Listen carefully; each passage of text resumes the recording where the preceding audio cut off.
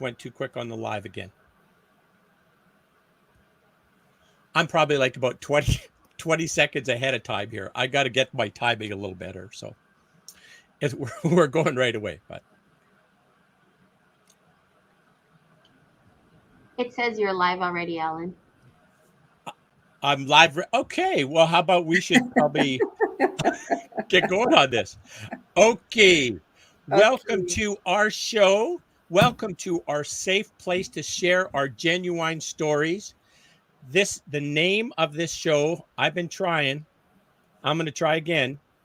And then, let's see. I'm going to hear it. Here it goes. Aakitaapitsinikotsio'pa. Aakitaapitsinikotsio'pa. Aakitaapitsinikotsio'pa. Okay.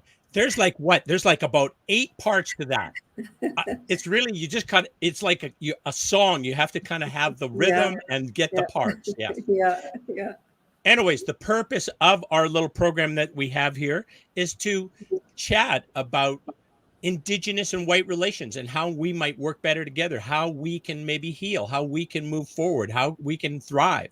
And so I have 2 lovely Blackfoot women who guide me, who are going to answer and reveal and help us understand things better. So Sister TJ and Sister Annette, and actually their Blackfoot names, if I think I got this right, Natusaki and Bogudun. Are those pretty close? Yeah. Close enough. All right. Thank you for being so gracious with that, TJ. I appreciate that. So there's this one Blackfoot friend I have. I've tried to pronounce his name, I don't know, 1,000 times. And I still don't think I have it right. But he just said, he just nods and lets me go with it now. So, yeah. He knows it isn't going to get any better. So, pardon me, Annette? I said you can always hope. There's always hope. There's always hope. There's always hope. Exactly. Yes. I might be able to learn it eventually. So we'll see. So what are we going to chat about tonight? Where should we go with our conversation?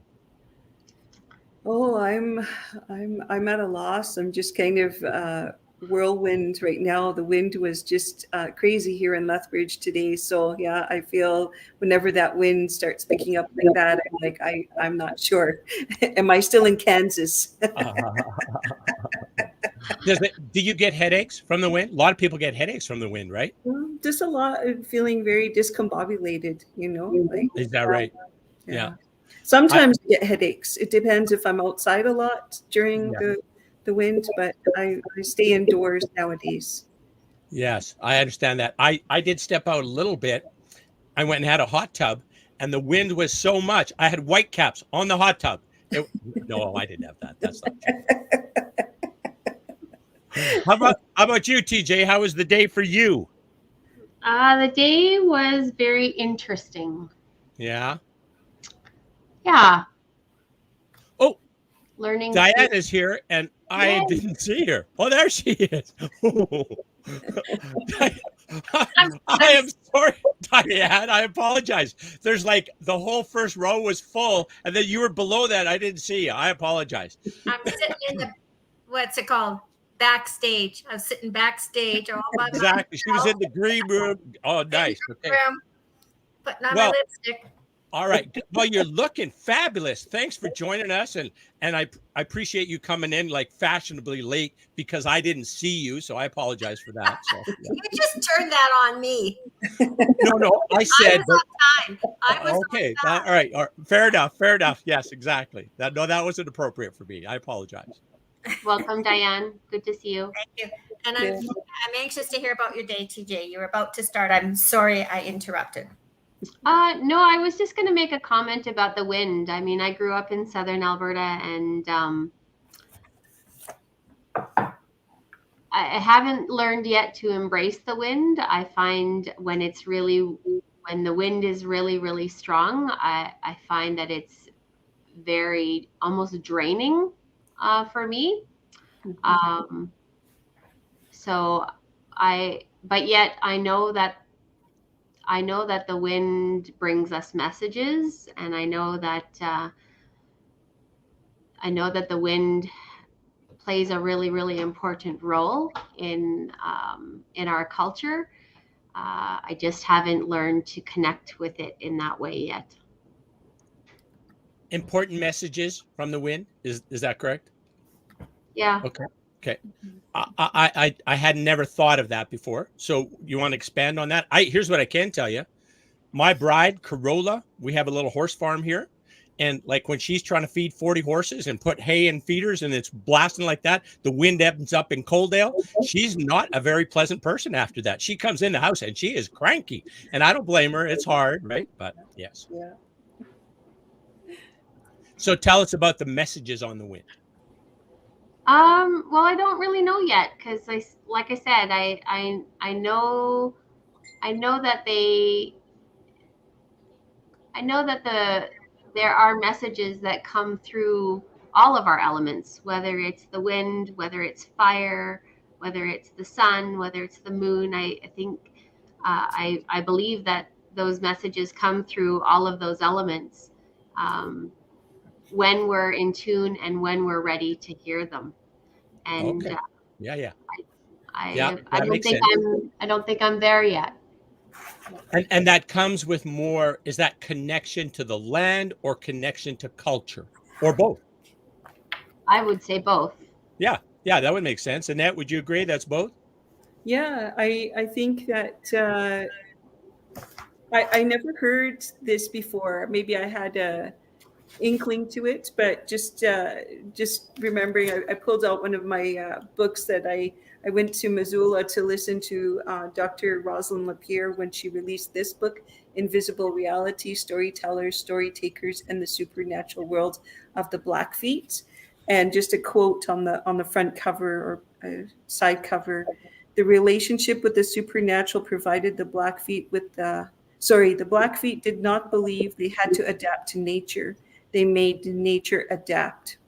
So much of when we listened to her talk about that, she talked about how all of our ways were to make the wind or make the rain go away, or for the hunt, or for whatever reason, right? So our ancestors believed that they could make relationships with nature so that they can make nature respond certain ways. So it was very interesting. I had never thought of that. And as TJ's talking about those messages, I think that's what, when you have that relationship with the land and you're getting all these signs and messages, I think it is about that. It is about understanding what's happening. And if you are in that realm that you could control it, I'm not there. I don't think I ever will be, but to have that belief that our ancestors really believe that. So in more, Annette, in more of a collaborative, I'm part of this sort of approach, right? That I am God, God is nature, plants are nature, wind's nature. It's all, so because I'm part of that, I'm part of this collaborative process, so I have influence with it. Sort of like that, more so? Yeah, that relationship. It's about relationship and reciprocity and renewal. It's how we behave towards one another or not, right? Yeah.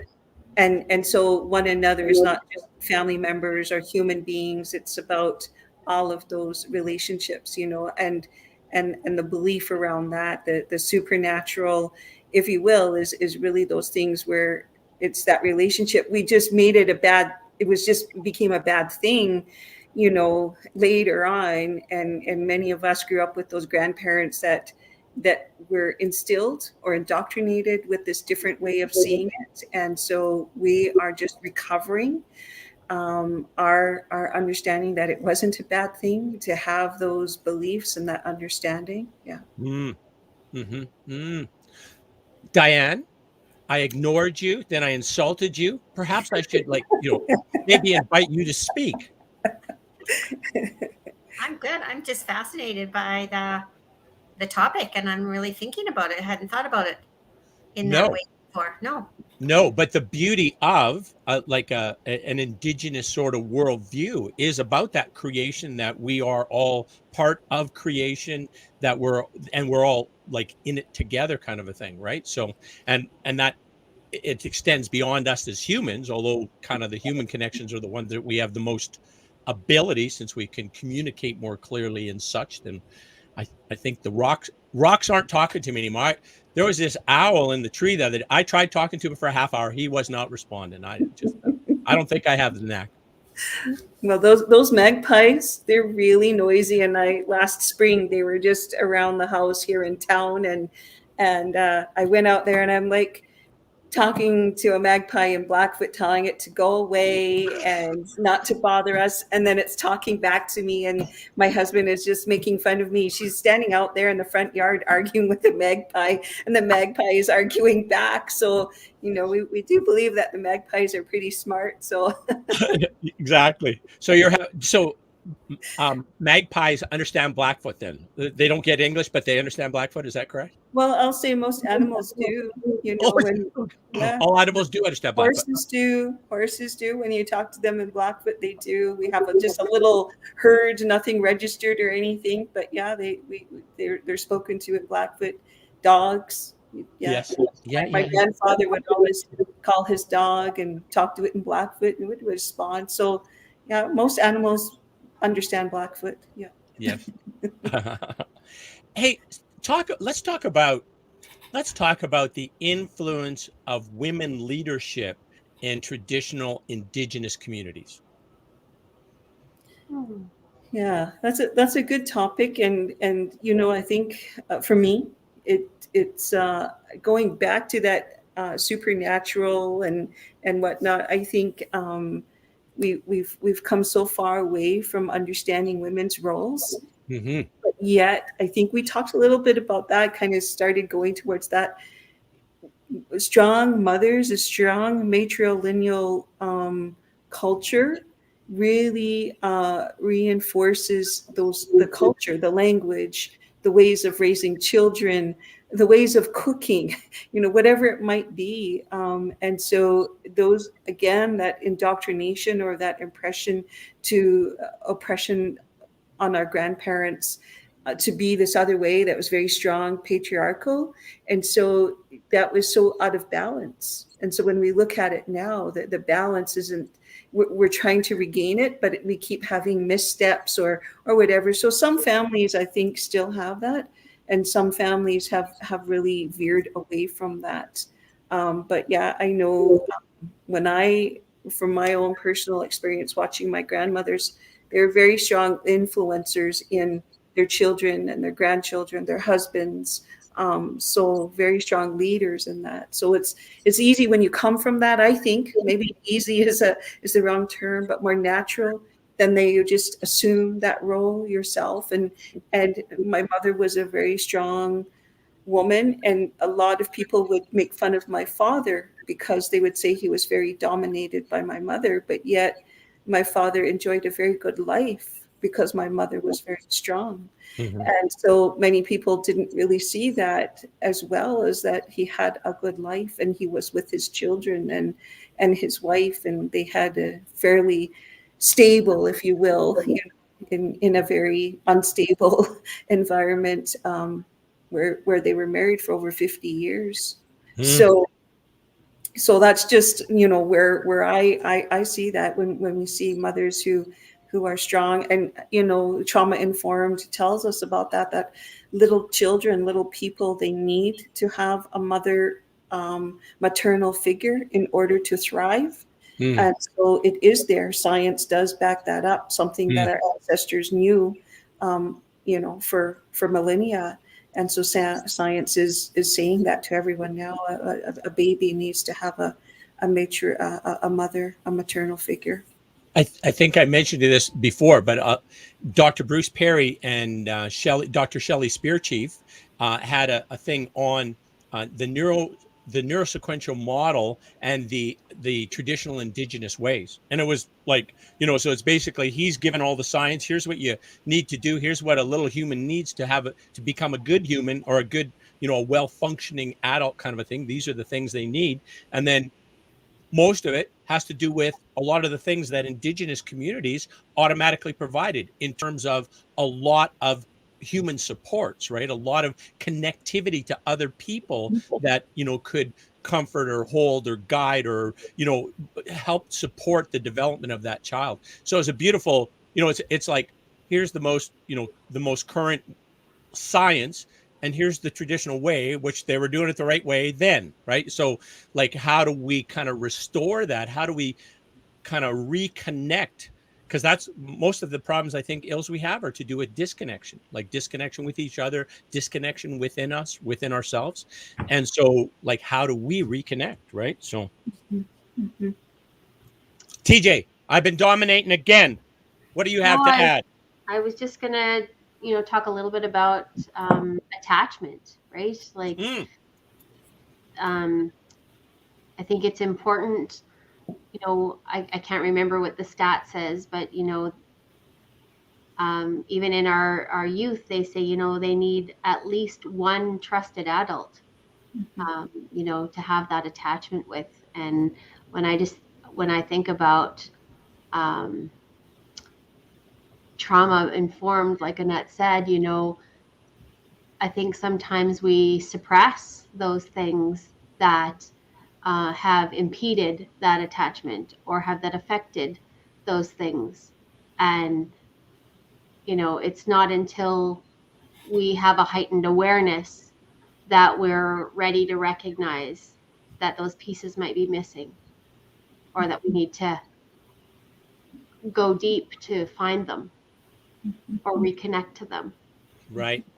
And TJ, I think all of us would agree as well that a lot of trauma is something that causes a disconnection, right? Causes a disconnection, and also causes a belief that you are somehow broken or there's something wrong with you, because a caring adult wouldn't do this to you if you are a lovable person, but because there's something wrong with you, then that's the only way you can justify it, because otherwise this couldn't happen, right? So that happens sometimes, and if that's not addressed, that person goes the rest of their life believing that, right, that they're broken, they're deficient, there's something wrong with them. That makes life a lot harder too, right? Yeah. Oh yes, I think that we saw that we see that with the residential schools, that they were taken from those relationships and really not brought back into those relationships till they were adults, and even then many of them were never able to form those bonds and had been searching forever after. So I think for our communities it's even more pronounced. And taking babies away from mothers gave mothers no longer had a sense of purpose. Fathers too, everyone had a purpose with children and with raising children, but mothers especially no longer had that sense of purpose. So a lot of stories that come out. As a parent, I could not imagine the horror of having somebody knock on your door, big official, different language, different color, and take your child and say, and leave, right? Like, and you have no powerless, right? You can't control that. That would be devastating, right? Like that you'd recover from that would be very surprising. That it would be a challenge is obvious, but that you could recover from that would be a whole other thing. So, Alan, as part of one of the things that I do with our folks up here is we view the film Indian Horse, and then host a sharing circle afterwards to debrief and to talk about it. And I've probably seen the film 6 or 7 times. But this last time that I watched the film,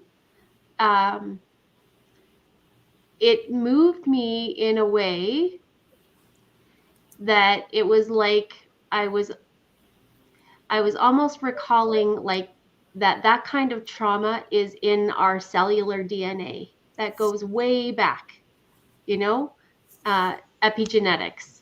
Yeah, Gabor Mate will tell you, right, that the eggs inside the woman that's experiencing that trauma are in the eggs of her female daughter that's in her womb before she's born, right? That this is like that's a physical thing that happens. Just I want to just interject with a comment. We have a viewer. We have a comment. My goodness gracious, Jeffrey Graham. He says, I'm sorry, I don't know when this happened. 7:17, 3 minutes ago. The comment is, would some of this be attributed to the importance that Western thought places on individualism? Dyad is going to answer that for us, Jeffrey. I'm really excited. What do you got to say about that, Dyad? Can you read that one more time? Sure. It was great. It was a great comment. I just want to really hear it again. Would some of this be attributed to the importance that Western thought places on individualism? Absolutely. 100%.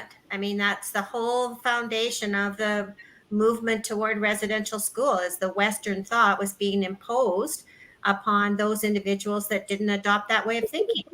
And that to be successful in the world, you should be thinking and participating in our culture. That's the way it should be. Well, speaking of that, TJ really was kind of there. That's really where your parents were kind of leading you to. They kind of sort of didn't really want you really engaged or involved in your culture much, really. Is that an accurate statement? Well, I know I shared that we weren't taught the language. Like my grandfather was a fluent speaker, and we weren't taught the language. And I didn't learn till after my grandfather passed that the reason he didn't teach any of us is that with what he knew at that time, he believed we would be better off. And little did he know then, or, what we're only realizing now is that, that really is a loss for those of us who need to be spiritually fed. Yeah, because the language is more than just the language. It's your culture, it's connection to each other, it's connection to the land. It's like very significant, right? Mm-hmm. Yeah. Hey, I've been I don't know if I told you this before, but my what I'm trying to do is to encourage and have conversations where we can kind of achieve a liberty over violence, if you will, that we can kind of reduce suffering and move to more joy, move to more easier access to having people ask for help and get help. Easier that we have more kind of collegial relations, that we're in this together as a collaborative venture to help each of us get through this journey with as much joy and as little sorrow. That's kind of my thing. So now I heard this once, and I want to try it with a person and see how they like it or see if it's a value, but I'm a little scared, and you know how shy I can be. So so I'm going to try it with you ladies, and then you can kind of tell me if you think this would be well received. Basically, it's where a person is having a conversation with another person, and they're saying, hey, I have this nice, crisp $20 bill. If I offered this to you, would you accept it? And of course, the person will say, well, yeah, I'd take that $20 bill. I said, okay, but what if I tell you this $20 bill, been punched, been kicked, been beaten, been yelled at, been spit on, been told every day that they're a piece of shit, worthless. So that's what's happened to this $20 bill. Do you still want this $20 bill? Do you still want the $20 bill?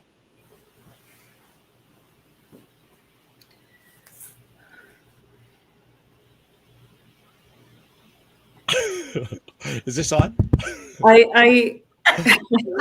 I'm not sure how to answer that, because I feel like we're equating a human person. If I were to, the way that I'm thinking, I'm equating a human being with a $20 bill, and I just am having a really hard time with that.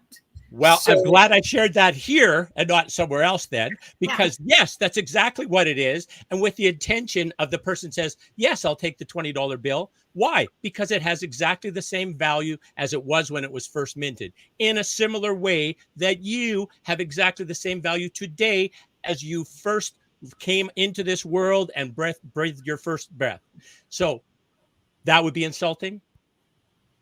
well, again, for me, it's equating a human being with a value, with a bill. Maybe if it were a book, right? Here's a book. I beat it. And I'm like, yeah, I'll take the book any day, right? Okay. So I Okay. guess Okay. is that value laden object that we're seeing with human beings. But definitely, I think that if we go back to a mother, my child will always be my child. Right. Always be my child. Will always have value. It's that, and I think that's when I can do when we're talking about a relationship, I'll take my child back any day, and I love my child all the time, no matter what. So if you're, but again, going to a $20 bill, I understand what you're saying, but the inherentness Understood. of, yeah. Well said. Thank you, Annette. I appreciate your gentle correction. And just for your information, Jeffrey Graham agrees. He says, Annette is brilliant. Let's talk to her more. No, he didn't actually say that. He said, book does make it better as an analogy. But I'm sure he thought the other part, Annette, that you're brilliant. So I think the concept that you're trying to get at is valid in Okay. terms of a $20 bill is a $20 bill is a $20 bill. Right. But when you were sharing the example and posing the question to us, the language that you used around it created the perception that one was lesser than the other. One was crisp and new and perfect, and the other was beaten, and I feel like there was judgment attached to that. Mhm. And I agree with Annette. Then if you think about human beings and you're trying to take this inanimate thing, but you've kind of swallowed it with this judgment, it doesn't feel like it's I didn't understand the example. Okay, no problem. See you, Jeffrey. Thanks for hanging out with us. Jeffrey's got to go. Okay.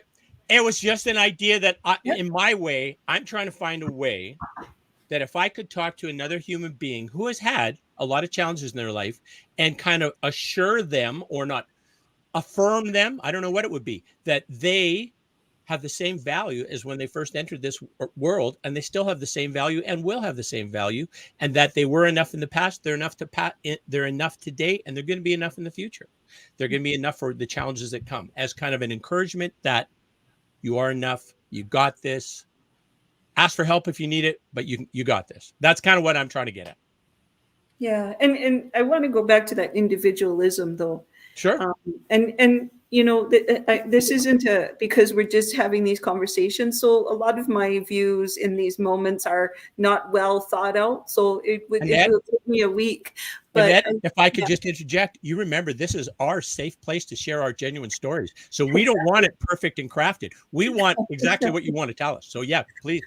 So I think when we look at it as an individual, we're always looking at the individual. But for me, what I would be saying is, okay, are you bringing value to your community? And I heard a very harsh thing when I first went out to Kainai to teach from an elder, and I had never heard this before. How if there was someone in the circle, in the community, that was not healthy for the community, hurt children or did things that was just not healthy, that actually our culture enforced that they were killed. Usually, some people will say, well, there's rehabilitation and whatnot. So I struggle with those two thoughts of this Blackfoot way of knowing, doing, and being that I had heard. Have I lived that? No, I've never seen anyone killed, right? But I've seen a lot of people pushed out of the circle, but even more so through the individualism. And so this collectivism, this, being in a community, I think if we want to get back to that, those rules, those values, those principles of being in a community really have to be lived and spoken, not implicit, but very explicitly shared. This is what it means to be in our community. We don't tolerate this, we don't tolerate that. And by all means, we're not going to kill you, but we need to protect our children. We need to protect ourselves, our women, our old people, and we expect that, right? So I think there are places today where people can go and have that value as an individual. But if you want to be valued as a community, we need to speak that language as well. So again, just, thinking out loud. I haven't developed a paper or a thesis on this, so, forgive if it's very rough, but I'm not saying that people don't have the value. As I said, as a mother.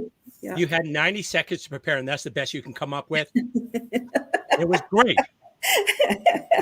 TJ, got anything to add? We're winding up here. No,